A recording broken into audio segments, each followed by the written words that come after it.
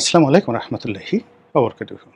সম্মানিত দর্শক, আপনারা কি লক্ষ্য করেছেন যে গত প্রায় ১ মাসের অধিক সময় হয়ে গেল, লাস্ট 30 ডেইজ জামাত কেমন যেন স্তব্ধ হয়ে গেছে, খামোশ হয়ে গেছে। এখানে স্তব্ধ শব্দের পরিবর্তে খামোশ, খামোশ শব্দটি আমি ব্যবহার করছি দুটো কারণে। প্রথম কারণ হলো যে চুপ হয়ে যাওয়া, খামোশ, থামো। মানে ধমক দিয়ে আপনি কাউকে থামিয়ে দিলেন। তাহলে জামাতকে কি আসলে কেউ ধমক দিয়েছে যে তোমরা আর বাড়াবাড়ি করো না? যা করেছো সেগুলো জনসম্মুখে প্রকাশ করে দেয়া হবে।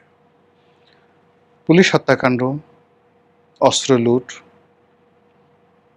এবং জুলাই আগস্ট বিপ্লবের সময় যে সকল হত্যাকাণ্ড ঘটেছে, অমীমাংসিত হত্যাকাণ্ড, তার সঙ্গে সঙ্গে যে সকল অর্থনৈতিক কেলেঙ্কারি ঘটেছে, চাঁদাবাজি ঘটেছে, বিভিন্ন প্রতিষ্ঠান থেকে যে সকল টাকা গ্রহণ করা হয়েছে, সেগুলো এখন সরকার গোয়েন্দাদের হাতে চলে গেছে।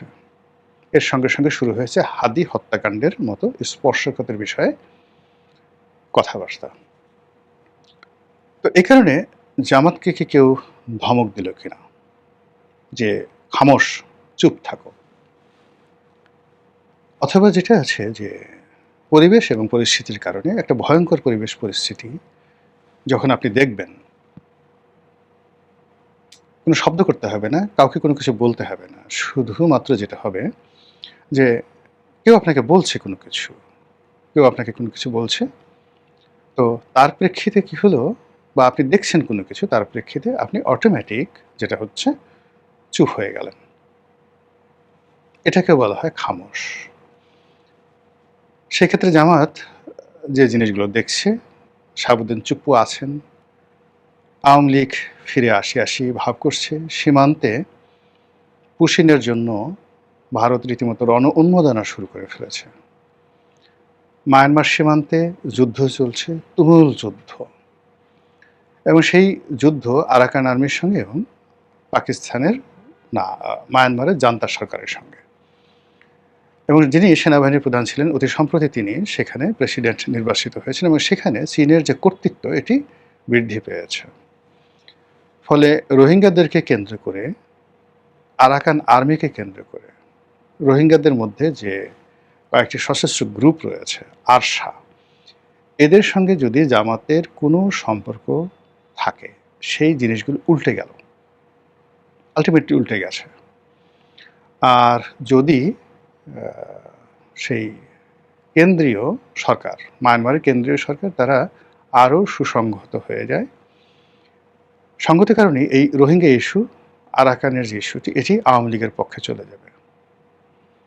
এবং বর্তমান সরকার এবং জামাতের, বর্তমান সরকারের জন্য এটা বুমেরাং, আর জামাতের জন্য এটি রীতিমতো অশনি সংকেত হিসেবে দেখা দিবে।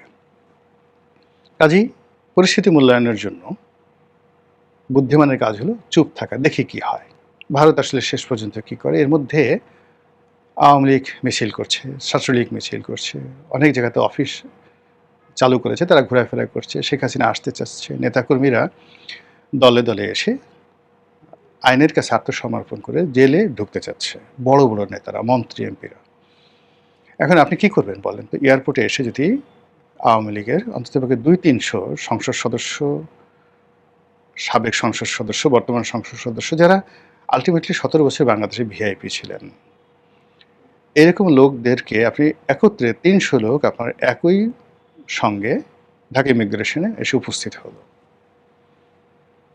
এখন আপনি কি সেখান থেকে তাদের উপর মব করবেন, নাকি তাদেরকে গ্রেপ্তার করতে হবে বিমানবন্দর থেকে, নাকি তাদেরকে ছেড়ে দেবেন? যেহেতু মামলা আছে, তারা এসে ইমিগ্রেশন পুলিশের কাছে আত্মসমর্পণ করলেন। ফলে বিমানবন্দর থেকে, বা ধরুন ভারত থেকে যারা আসে, তারা বেনাপোল এসে তারা বিএসএফের কাছে আত্মসমর্পণ করলো, বিএসএফ বিজিবির কাছে তাদেরকে হস্তান্তর করলো, যে আমাদের বাংলাদেশে মামলা আছে, সেখানে নিয়ে যান। এখন আপনি যখন বিজিবির অধীনে থাকবেন, সাবেক স্বরাষ্ট্রমন্ত্রী আসাদুজ্জামান খান কামাল, জাহাঙ্গীর কবির নানক, এরা সবাই ধরেন চলে আসলে, আপনি তাদেরকে কি করবেন? ক্রস ফায়ারে দিবেন, নাকি তাদেরকে জেলখানাতে ঢুকাবেন? 3 দিন, 4 দিন, 5 দিন সেখানে জেলখানায় থেকে তারা গান গাবে, পরিকল্পনা করবে, শরীরচর্চা করবে, বিদ্যা-বুদ্ধি করবে এবং জেলখানাতে আপনি এখন বাংলাদেশের জেলের যে পরিস্থিতি, আপনার টাকা থাকলে জেলখানার ভিতরে আপনি সবকিছু করতে পারেন। এমনকি সেখানে আপনি মানে অনেক কিছু করতে পারেন। অসম্ভব কিছু করতে পারেন। এনিওয়ে, আওয়ামী লীগের লোকজন যদি দেশের মধ্যে জেলখানার মধ্যে থাকে তাহলে নেতাকর্মী যারা আছে তারা দেখতে যাবেন, কথা বলবেন এবং আজকে তারা যে নৈতিক অবস্থার মধ্যে পড়েছেন, অনৈতিক একটা প্রেশার তাদের উপর আছে, এই প্রেশারটা থাকবে না। এজন্য জামাত পরিস্থিতির কারণে খামোশ হয়ে আছেন। দেখি কি হয়। থার্ডলি যেটা হতে পারে খামোশ। সেটি হলো যে আমাদের সঙ্গে প্রতারণা করা হয়েছে। আমরা খুব মাইন্ড করেছি, রাগ করেছি, অভিমান করেছি। অভিমান করে আমরা চুপ হয়ে আছি। আমরা শুধু সরকার একটা সময় দিতে চাচ্ছি যে আমাদের সঙ্গে যে সকল কথাবার্তা হয়েছে সেগুলো আপনারা বাস্তবায়ন করুন। ইসলামী ব্যাংক নিয়ে খেলাধুলা বন্ধ করুন। সংস্কার প্রস্তাব বাস্তবায়ন করুন। জাতীয় সরকার গঠন করুন। দ্বিকক্ষ বিশিষ্ট পার্লামেন্ট গঠন করুন। তারপর সংবিধান সংশোধন করুন। ডক্টর মোহাম্মদ ইউনূসকে রাষ্ট্রপতি পদে বসান।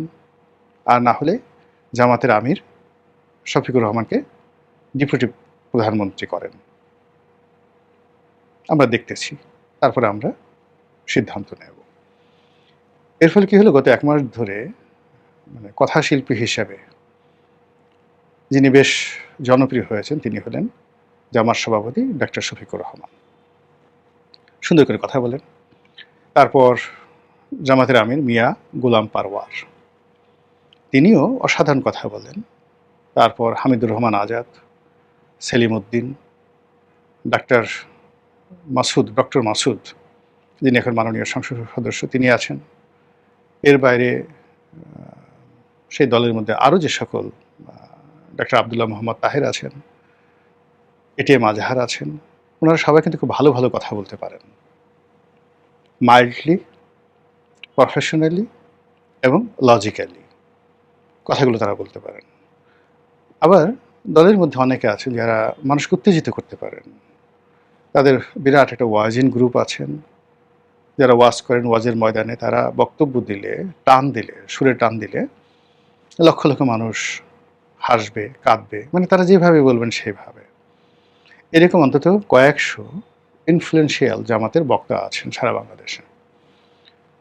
আর মিজানুর রহমান আজহারি তো আছেনই, আহমদুল্লাহ এবং মিজানুর রহমান আজহারি যারা জামাতের তৈরি সুপারস্টার, নট সুপারস্টার, বাংলাদেশের এই বক্তৃতার জগতে অনেকটা মেগা স্টার। এক আজহারি যদি একদিকে দাঁড়ায়, 100 আব্বাসী যত চিৎকার চেঁচামেচি তিনি করুন না কেন, জাস্ট আজহারি একটা মঞ্চে বসে থাকবেন, কোনো কথা বলবেন না। আর 100 আব্বাসী, এনায়েতুল্লাহ আব্বাসী অন্যদিকে তার পাশে আর একটা সমাবেশে ওয়াজ করতে থাকবেন, মাহফিল করতে থাকবেন। দেখবেন শুধুমাত্র আজহারির যে ওয়াজের ময়দান, সেই ওয়াজের ময়দানে লক্ষ লক্ষ মানুষ, তারা কোনো কিছু শুনবে না, শুধু বসে বসে আজহারিকে দেখবে। তাদের একজন মুফতি ইব্রাহিম কাজী ইব্রাহিম আছে, তাদের একজন আহমদুল্লাহ আছে। তো যারা হাদিস এবং কোরআন এই সংক্রান্ত বিভিন্ন মাসলা এবং মাসাইল, মানে তারা যেভাবে উত্তর করেন, যেভাবে তাদের কাছে প্রশ্ন করা হয়, এই প্রশ্নগুলো শোনার জন্য মানুষ বসে থাকে। আচ্ছা, আপনার বীর্য কতটুকু বের হবে? কতটুকু বের হলে আপনার কি, আপনি কি দাসীর সাথে সঙ্গম করতে পারবেন? বিয়ে ছাড়া আপনি কোন রমণীর সাথে আর কি করতে পারবেন? এই সমস্ত যে খুব সুরসুরি মার্কা যে সকল প্রশ্ন, খোলামেলা আলোচনা হয় এবং তারা সেগুলোর উত্তর দেয়। এভাবে অনেক জামাতি বক্তা আছেন যারা মোহবিষ্ট করে রাখতে পারেন, তারাও কিন্তু এই সময়টাতে একেবারে চুপচাপ আছেন।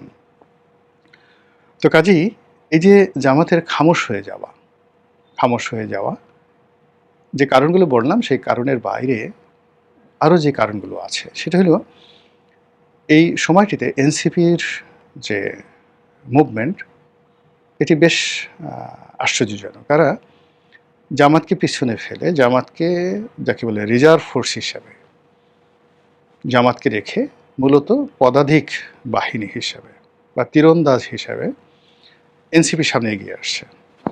এবং তারা আবার সুসংগঠিত হয়ে নাসিরউদ্দিন পাটোয়ারি, নাহিদ ইসলাম থেকে শুরু করে অন্যান্য যারা আছেন, তারা সারা দেশ চষে বেড়াচ্ছেন। ঢাকা শহরে একটার পর একটা কমিটি করছেন, বক্তৃতা দিচ্ছেন, বিবৃতি দিচ্ছেন।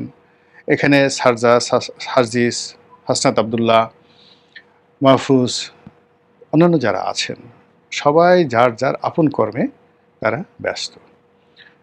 নির্বাচনের আগে তারা যেভাবে একটা ইসলামিক ঐক্য তারা করার চেষ্টা